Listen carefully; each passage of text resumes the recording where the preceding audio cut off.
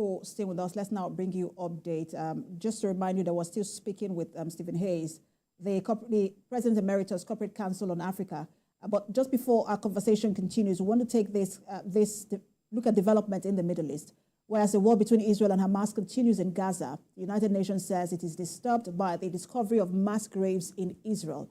Now, this is as negotiators battle for a durable peace deal in Qatar.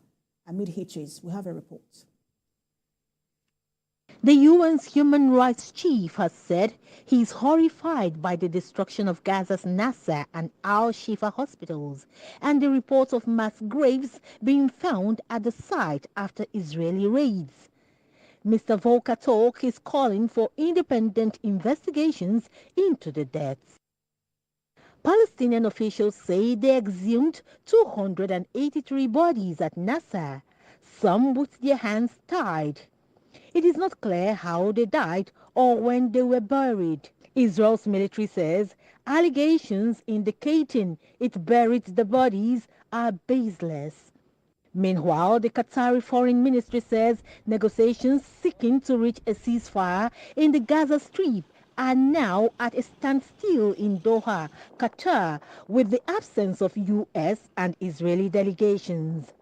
The ministry's spokesman, Majid Al-Ansari, told reporters at a media briefing that there is currently no schedule for the next step in ceasefire negotiations. Right now, there is nothing on the docket. We are waiting to see if there will be any change in the positions of both sides that would lead to further negotiations over the terms that are now on the table. Mediation is the only way to end this conflict, the only way to guarantee the security of the peoples on both sides, and the only way to end the massacre and the bloodshed that is taking place right now in Gaza.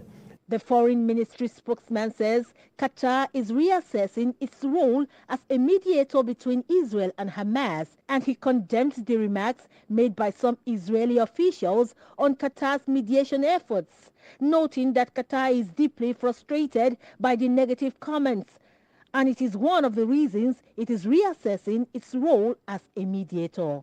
Meanwhile, in Strasbourg, France, members of the EU Parliament have condemned the continuous killing of civilians in the Gaza Strip. The High Representative of the Union for Foreign Affairs and Security Policy says the repeated killing of humanitarian aid workers, journalists and civilians in Gaza must come to an end now. At least 249 aid workers have been killed. I'm talking about aid workers.